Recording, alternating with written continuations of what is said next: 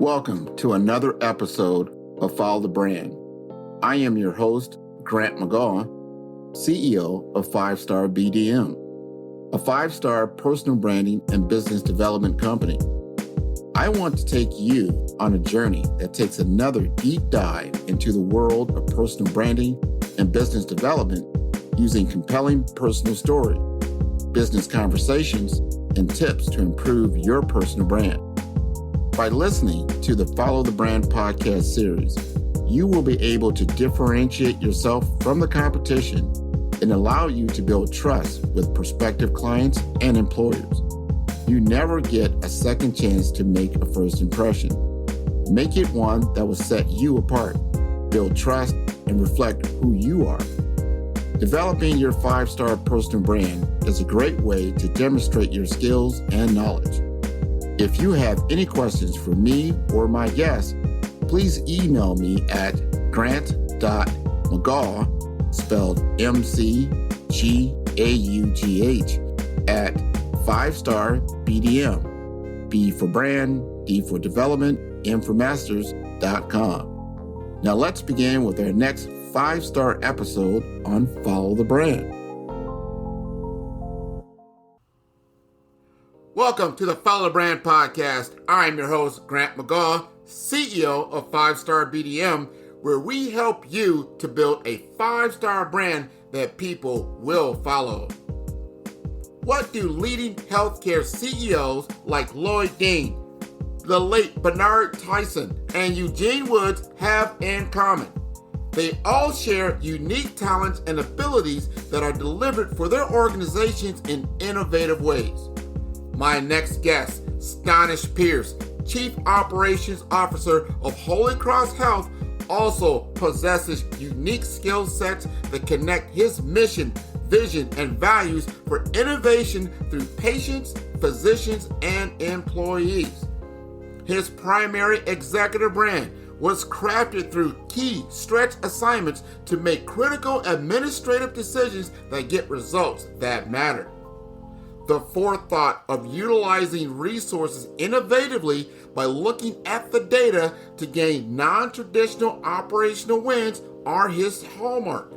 Pierce says to research what is possible through continuous learning paths and reading industry news and non-industry publications, podcasts, and webinars are his strengths. As problems emerge, you want to leverage your network and knowledge gain to solve critical business issues. Get your skills up to date in many areas of healthcare delivery and stay on the pulse of the industry. Stonish has a people-centered approach and collaborative leadership style in improving healthcare delivery.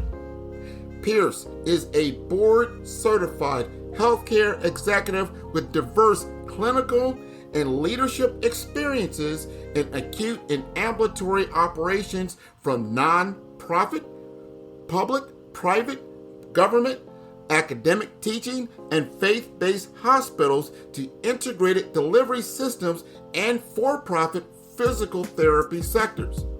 Before joining Holy Cross Health, Pierce was System Vice President and Specialty Services for Beaumont Health, Michigan's most extensive health system based on inpatient admissions and net patient revenue.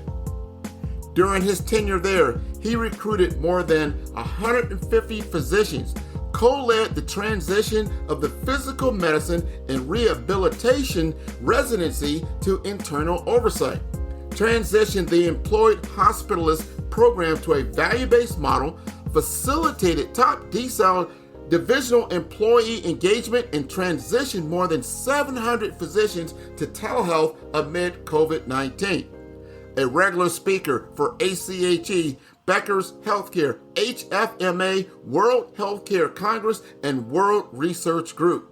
His industry perspectives have been featured by Modern Healthcare, Becker's, ACHE, Creighton University, and the Positivity Academy, and heavily invested in professional development, professionally trained with practical experience applying the Malcolm Baldrige criteria. service as a statewide examiner and leading system-wide category committees for organizational performance excellence. In 2021, he was named by Modern Healthcare as one of the top 25 emerging leaders in healthcare. A 3-time recertified fellow of the American College of Healthcare Executives, Pierce is also a recipient of ACHE's Regional Early Career Healthcare Executive Award and Distinguished Service Awards. He was also recognized by his alma mater, the University of Southern California, better known as USC, with the Price School's 90 Pioneers of 90 Years Award. Pierce earned a Bachelor of Science in Kinesiology and a Master of Health Administration degree with a graduate certificate in management, all from USC. Let us welcome Stonish Pierce to the Follow Brand Podcast, where we are building a 5-star brand that you can follow. Hello, everyone. Welcome to another episode on Follow Brand Podcast. I always want to bring impactful, dynamic discussion, specifically in the healthcare realm that has been in the spotlight since COVID for a very long time. And I like to talk to the executives as they have traversed in this world of unprecedented circumstances. So we're going to bring to the mic someone who comes all the way from California, a USC Trojan, into the U country. So he traveled a long way to get here from beach to beach. So I want to bring him up. We want to talk to him about some things that has impacted his brand, has elevated himself, and then how he's finding the landscape here in Miami. So, Stonish Pierce, welcome to the Follow the Brand Podcast. Thank you for having me, Grant. Pleasure to be here. So let's start out with some simple questions, right? Something very simple. So first of all, why did you choose South Florida as a landing spot? I chose Trinity Health as opposed to South Florida. Now South Florida and what it brings to the table certainly didn't hurt. And so I'd worked in Catholic healthcare before when I was at Presence Health in Chicago as part of Ascension, and really connected with the mission, the vision, and the values. I thought they really resonate with who I am as a person. I got into healthcare because I wanted to help people. Obviously, no margin, no mission is something we'll hear over and over. But certainly at the essence of who I am and what I bring to the table, it's about helping others. And I started in healthcare, somewhat on the clinical side through pre-physical therapy, and that's always stayed within me. And so the opportunity to come to Trinity Health, very mission-driven, obviously a faith-based organization that was coincidentally headquartered in Michigan, where I was before, but saw the opportunity here in Fort Lauderdale, which was a growing ministry, great brand, an opportunity to perhaps improve operations in terms of some of the financial performance as well. So Trinity certainly stood out. Obviously, the opportunity to work with our CEO, Mark Doyle, very innovative, energetic gentleman, very interested in kind of helping me get to the next level at the same time. And then the great team here. I really engaged and kind of felt the love from the physicians and the medical staff as I was interviewing along with the staff. And, one thing led to another, and said, this is a great opportunity for me to continue my next steps in my career. So that's why I came to Holy Cross, Trinity Health, and obviously Miami, Fort Lauderdale was just kind of the icing on the cake. Well, I tell you, I love how you frame that. And what I hear from that is that you like the brand. You like the Trinity Health brand kind of attracted you. And then location was kind of secondary, but you wanted to get there. And everything, there was some alignment along that brand perspective. So how would you define your brand and how has it helped you in your career? Great question, Grant. As I mentioned before, one of the things and primary reason why I came into healthcare is because I want to help others. And then hopefully that's, a testament for most people coming into healthcare. And I always say you can make a lot more money doing a lot of other things outside of healthcare with a lot less stress, but we decide to show up every single day. And so, my brand has always been about helping others and kind of connecting with people. And so a story I've told with a few others before, when I was in the Chicago market, one of the employees in the cardiology department, she said, you know what, you're one of the few executives that come downstairs from the C-suite. The C-suite was on the third floor. She's on the second floor. And she said, you're one of the few people that comes down and talks to us like we're regular people. I'm going, wow, regular people. I've never thought about myself any differently just because perhaps I've taken a new position here or there. But the essence of me and you, we're both regular people, right? And I've never saw myself as above anyone. And so she said, you know what, you're very down to earth. In fact, you're the people's executive. And so I was having a discussion with an executive coach a few years ago. She said, what's your brand? And I'm thinking, Nike's got a slogan, just do it. Apple's got a slogan. I'm thinking, I don't need to do that, right? And she said, no, what is your brand? What do people know you by? And I said, I thought back in that story and I said, the people's executive. And so it's based on 3 premises: patients, physicians, and employees. And I would say those 3 kind of focuses have really helped me throughout my career. Keeping the patient at the forefront of everything we do has been just key in my career. Whether we're looking at a new cancer center or opening up in a diabetes program, sleep medicine, it's always been about what does the patient need and what does the community need, and keeping that first and foremost. Employees. I think getting a lot of buy-in starts with employees, right? Why do people resist change a lot of time, right? Because they don't believe in it. They don't know the why. You can connect with that average frontline employee and tell them why we're doing things, why it's beneficial, and why you need their help. And being relatable to them, it'll go a long way. And the third part has really kind of helped my career has been physicians. I would say the majority of the strategic initiatives I've been able to push forward have been done in partnership with physicians. And so I think a lot of leaders some of them see physicians as just pawns or commodities to drive volumes. We need more surgeries. We need more admissions to the hospital. But do you actually sit back and look at physicians as partners, right? I had one of my earlier mentors, Michael Cover. He told me a long time ago, physicians admit patients to the hospital. I don't.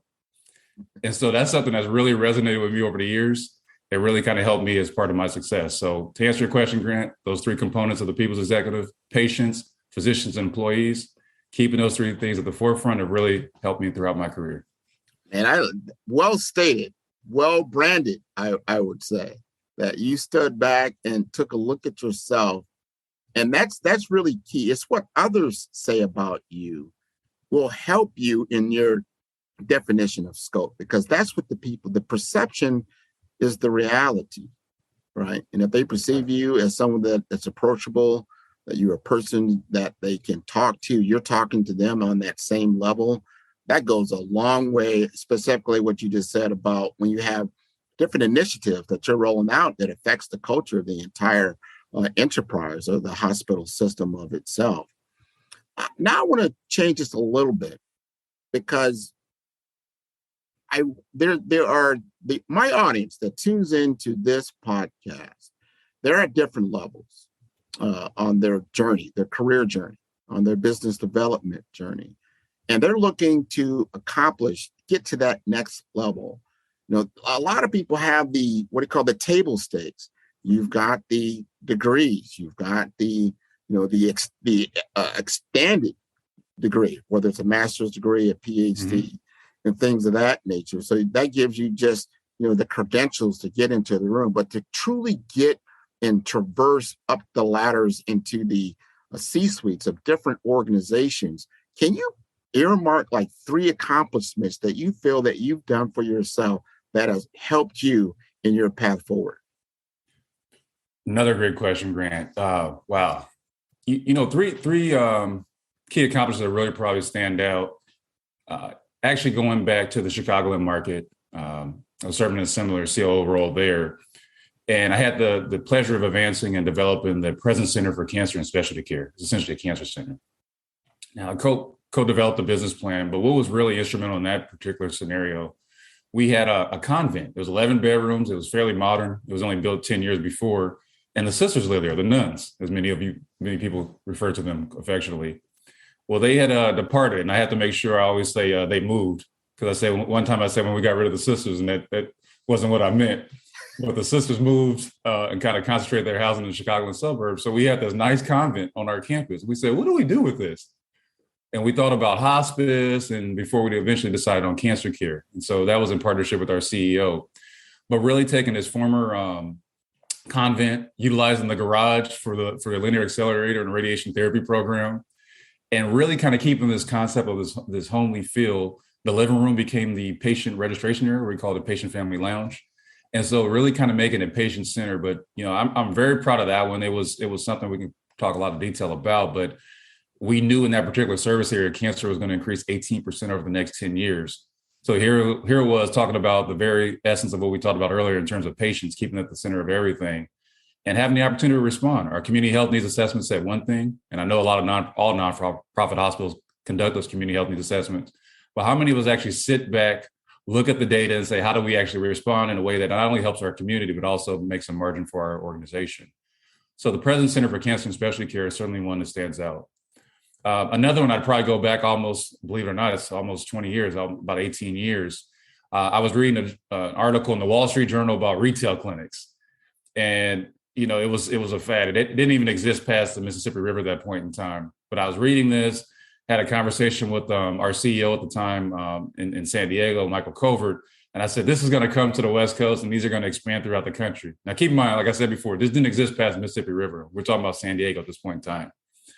And so, taking that opportunity, beginning as an administrative fellow and kind of going to my first management role, selling that concept to a publicly elected board that could essentially get voted out of office when the next elections come. So the system I was at was a hospital district very similar to the Memorial District here in South Florida, or the Broward District, where they have, publicly elected boards. And so that one went from a concept to a full-fledged retail clinics. They were the first hospital licensed retail clinics in the state, and CVS only beat us to the market by 3 months, which was pretty good for a health system to be agile and respond. The third one, I struggle with kind of coming up with a third one as we think about this, was probably also back in the Chicagoland market, probably after the passage of the Affordable Care Act, obviously expansion in terms of Medicaid services. And we had a unique opportunity. Many people are familiar with Cook County Hospital and Health System in Chicago, one of the bigger ones. And they came up with a health plan called County Care. And so, my role was non-traditional from a hospital executive role, but, my role actually emerged as a system lead per the direction of our system president and CEO at the top level. And so my role is really going around the system, trying to get physicians to accept Medicaid patients, right? And also getting the hospitals aligned with services, because we went from essentially these were services that were either getting written off as charity care or bad debt, and eventually got almost 13,000 people enrolled in that plan. And the reason why we became a partner to the Cook County is because they only had 2 hospitals, but they had 110,000 members. So you do the math, and there's only so many hospitals to take care of those members. So they subcontract a lot of services. So, that was actually a big role when I was a director to help me get elevated to the C-suite at that point in time.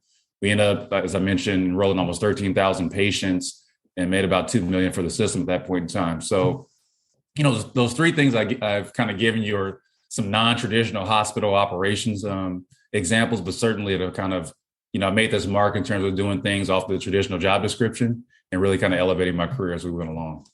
Well, in listening to what you just stated as accomplishments, what I get from even in your brand is that, number one, you do a lot of research, and that you're looking at what's possible and how you can think outside the box. I mean, that description you just talked about doing retail. This episode is brought to you by 5-Star BDM. 5-Star BDM is a professional consulting and advisory group keenly focused on business development services for small to mid-sized businesses and entrepreneurs. Although every business is unique, they often share challenges that can be addressed through smart branding. Services include process improvement in operations, digital strategy and transformation, business intelligence, digital marketing, and personal branding. Our 5-Star business and personal branding company has helped a number of professionals and organizations to optimize and grow. The result is more business, more opportunities, better reach, positive outcomes. Please visit www.5starbdm.com to learn more and view all the episodes of Follow the Brand.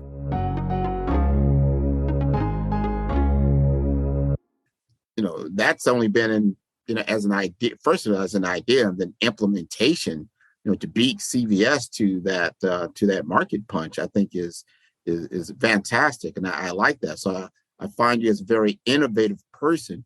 So, and I know you have to stay on top of things, and you've got to get buy-in. You got to get an executive buy-in, and you're exemplifying executive presence and how you're presenting your business case in which you get buy-in. I think that's wonderful. So how do you stay on top of things in order to make that type of case?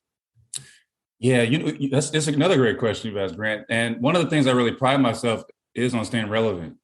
And so I tell a lot of graduate students as they're coming up in kind of early careers, and it's kind of hard to believe myself almost entering kind of the mid-career stage now as I kind of say that. But one of the things I really pride myself is continuous learning.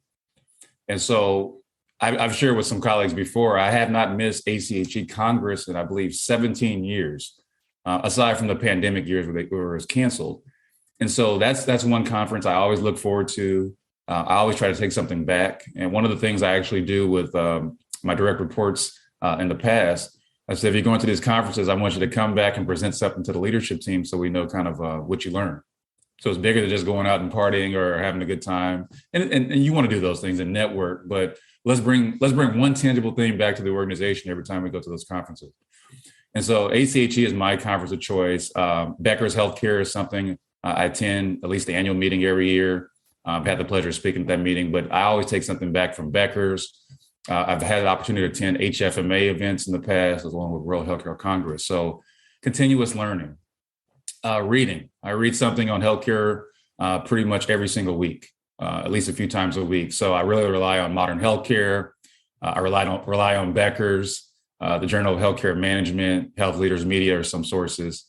And then also we talked about the retail clinic example earlier, non-healthcare publications as well, business-related publications. I think you have to stay on top of where's the puck going, who's coming into the healthcare space.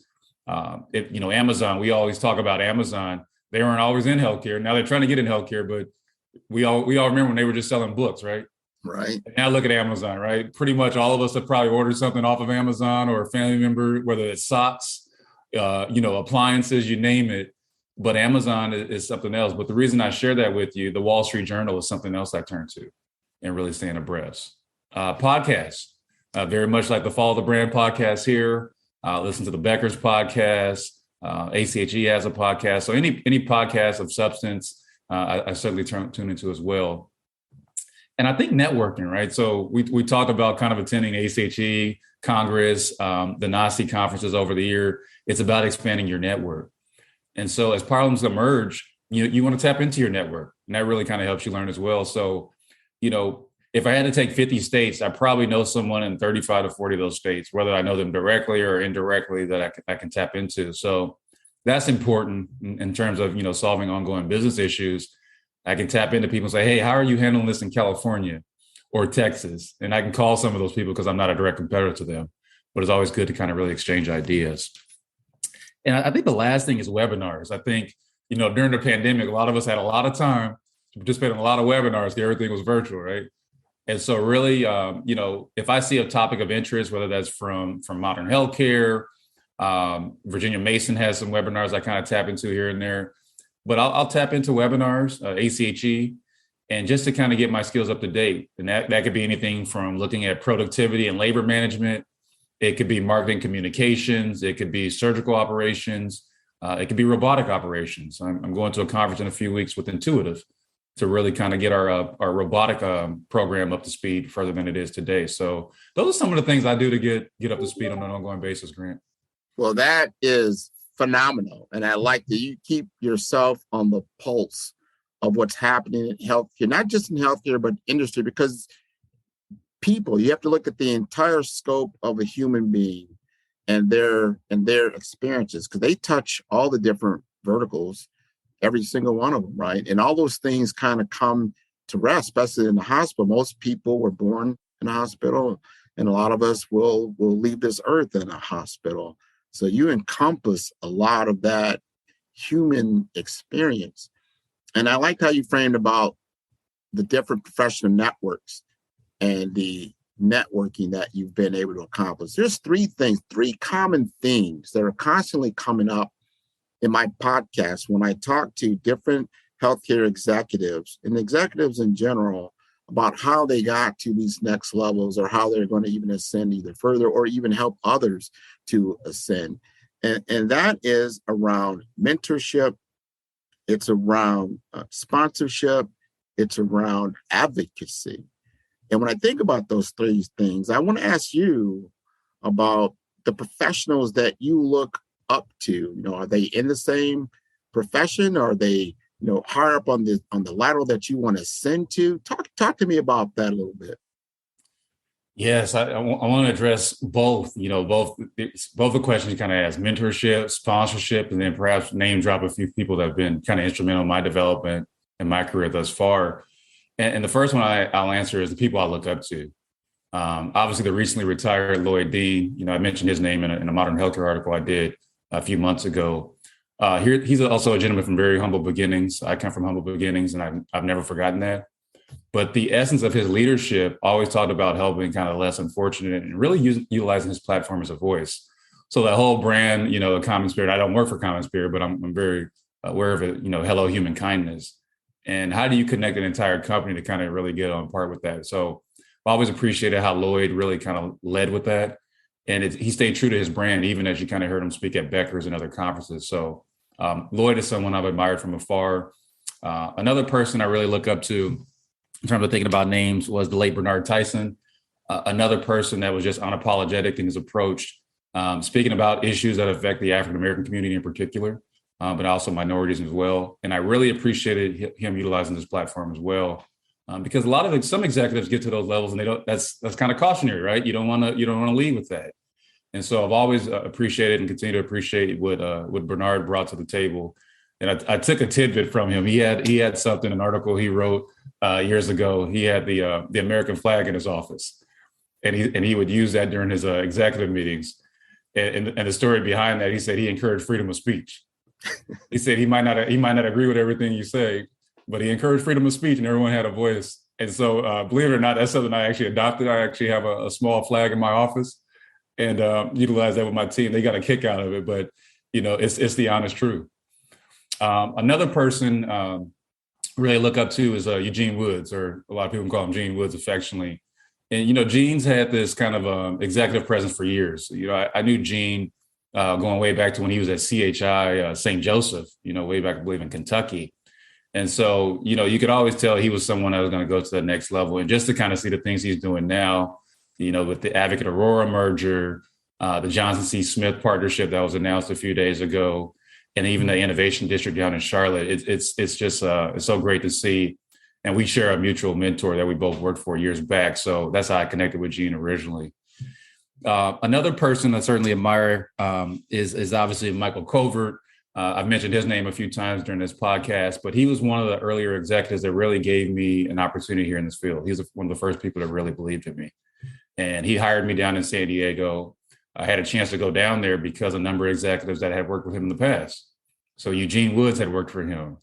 Mike Rowan, that's out in Boston now, he had worked for him. Mike Uwicki down in Memphis, Tennessee. These are all African-American diverse executives, how you prefer to it. Yeah. And they say, yeah, if you get the opportunity to work for this gentleman, you do. And so I appreciated him because that even that example with the retail clinics, he took a chance on me, not only as an administrative fellow. I was his first administrative fellow in San Diego. So he had 27 before me in other parts of the country, but here you go. Probably not as diverse areas as you might imagine, but to bring in kind of your first administrative fellows as up and coming, hopefully a young African-American leader, and giving them an opportunity, a platform to shine, and then taking a risk like the retail clinics, right? And so that's less about the traditional operations we're talking about today, but certainly he's someone that's continued to be a mentor as well as a sponsor throughout my career. And hopefully it's okay if I name drop a few other people. I have to go right. This is wonderful. Go right ahead. I'm always remiss with doing this because I might forget a few folks, but I started my career, my administrative residency at the VA Medical Center, Linda Sura-Pruitt. She's actually still there 20 years later. And so I want to make sure her name is heard loud and clear. She gave me my first administrative opportunity as I was kind of branching from the clinical realm into healthcare leadership. So I was very fortunate to work with her and help the VA develop a lift team in LA. The other people I want to name drop is my former boss from Palomar Health, Sheila Brown. She just retired a few weeks ago. but someone that was continued to be both a mentor and a sponsor throughout my career. Gave me a lot of key stretch assignments. We got involved in everything from not just the retail clinic, but pharmacy operations, retail operations, support services development. So I'm really thankful for her. We talked a little bit earlier about physicians. There's a physician, he's now retired, Dr. Harrop. He's actually here in Florida now, not near me, but he's in Florida. And he was just a tremendous physician partner that I'm very fortunate to have in my life and career. When I got to the Chicagoland market, we talked more and more about mentorship and sponsorship. There was a CEO when I first arrived there that was very involved in my interview process, selection process, even as a director. Her name is Margaret McDermott. She's now retired as well. But Margaret was a great example and great leader that I looked up to. And she's very personable. She knew we had a hospital, 2 campuses, about 3,000 people. I think she knew everyone by first and last name, and she knew something about them. So that was something from a leadership standpoint I really picked up from her. My former CNO, who was initially my boss in Chicago, that was a big advocate of me getting promoted to become her peer. So to move to the C-suite. And so you don't get a lot of people that are open like that to kind of really help develop your career, not only to mentor you, but then also sponsor you to be their peer. And then the third person of the organization is Martin Judd. He became the second CEO during my tenure in Chicago and elevated me to the C-suite. So I'm forever kind of indebted to him for giving me an opportunity over people that probably had 20 more years experience, but he really saw something in me. And then the last person I'd name drop is obviously here in the Fort Lauderdale market is Mark Doyle, another person that's really been a big advocate for me, believing in my abilities and also really engaged in my development in terms of seeing me get to the next level. And then there's countless other physicians, Dr. Carpenter at Beaumont, a lot of other people I would probably name drop as well. And I probably won't name them all, unfortunately, but those are some people that certainly stand out. But there's a difference, Grant. We talk about mentorship and sponsorship, right? Mentors you can have, they can be in your organization, they can be external to your organization. I have them. I mentor some other people, and then sponsors are those people that really, when the iron gets hot, are they willing to put your name up for promotion or telling others in the organization that you have some unique talents and abilities that you can deliver in this organization? So that's how I define the difference between the two. That, what you just defined there, that you stand on the shoulders of others, and that if you are demonstrating your uniqueness and helping the mission move forward, people will notice and they will advocate for you. You had a lot of that happening in your particular circumstance. Now, I want to pick your brain just a little bit, because the healthcare landscape is changing. You discussed some things even early in your career, talking about just retail healthcare outlets, right? That the landscape is changing. You have more of a consumerization of healthcare. There's a lot more competition, different types of competition that's coming into the fold. And we need fresh thoughts. We need fresh ideas and ways that we can, first of all, reduce waste. You always hear these things that there's so much waste in healthcare. There's so much, things that can be done differently in the workflows to make things a little bit better. So my question is, how do you see the healthcare landscape changing in the next few years? And how do you see yourself in creating that change? Wow. Healthcare is continuing to evolve, right? I think the pandemic was a perfect push. So I remember before the pandemic, the thought of telehealth among a lot of people was foreign, right? I still remember I had a physician coming to me when the pandemic really took off when I was in Michigan and said, I've been asking you about this for months. Now, he had never asked me anything about telehealth, but all of a sudden he didn't want to interact with patients, face to face if he didn't have to. And so telehealth was something that really took off during the pandemic. I see that's here to stay. Obviously, subject to reimbursement and being kind of sustainable long-term for healthcare organizations. One of the things, I've been talking about for years is this migration to outpatient. I think that's going to continue to happen, unfortunately. I don't believe a lot of the inpatient volumes in the hospital are coming back. That's my personal opinion. They've been either decreasing or flatlined the last several years. This was before the pandemic. I think you're going to continue to see the proliferation of ambulatory surgery centers, especially in areas like South Florida, Texas, and obviously a lot of other areas that have adopted them thus far, because employers are asking for lower costs. They're tired of seeing the raise in premiums. Payers are certainly looking for lower cost options in terms of, probably increasing their profit margins, and patients and consumers want to pay less out of their pocket. And so I think those three kind of factors really tie up. I think we'll continue to see the growth of GI and endoscopy centers on an outpatient basis. And one of the areas that really keeps me up at night is cardiology and some cardiac procedures. We're already seeing cardiac ASCs, ambulatory surgery centers. So, the hospitals in particular are going to look very different. I think at least in 2 years, definitely within 5 years, if not 2 years. So, how do hospital executives kind of, navigate this time? Because you're going to have one foot in the sand in terms of kind of the fee-for-service environment and kind of what we've always been focused on and really increasing volumes. And then you can have a lot of these procedures and surgeries going to the outpatient basis where you might be making 25, 30% less. And if you're going to a joint venture, now you're probably making 50, 60% less. And so the footprint in the hospital is going to look drastically different. I just had an interesting conversation just a day ago, our senior management team meeting, and the discussion was that we need to invest more into our call center in terms of the ambulatory practices, because that's where the volumes are going. And I sat back and said, well, we probably can't have the same cost structure in the hospital if those volumes aren't increasing accordingly. And so I don't have a perfect answer for it, but we all kind of have our ears kind of listening and also looking to see. Another factor in addition to outpatient, I think Amazon is going to be a factor. I think they're going to figure it out. We talked a little bit earlier about when they started, they were just selling books, right? And now they pretty much sell everything, right? And so I think with their recent acquisition of One Medical, tying in kind of the whole foods, that has become this continuum in terms of primary care and healthy eating and whatever else they might be involved in, probably health plans in the near future. I think CVS is going to continue to be a factor in the industry, especially with the acquisition of Aetna. We already know they have plans to turn additional stores into health hubs. They've already started that transition where you can go in for primary care. Obviously, they own the insurance product. And what else are they going to mix into the CVS stores? So those things are keeping me up. And I think Optum, owned by United Healthcare, I think you're going to continue to see health plans purchase providers and group practices and physicians across the board. So those are several of the things that kind of jump top to mind when I start thinking about what healthcare is going to look like in 2 years and potentially, and definitely I would say in 5 years. Wow. Yeah. Lots of change coming down the pipe. We haven't even touched on government policy. Right. That could change, different administrations, different ways, because we have an enormous GDP when it comes to just the healthcare, to managing the healthcare of Americans. So it's got to change. That's number one.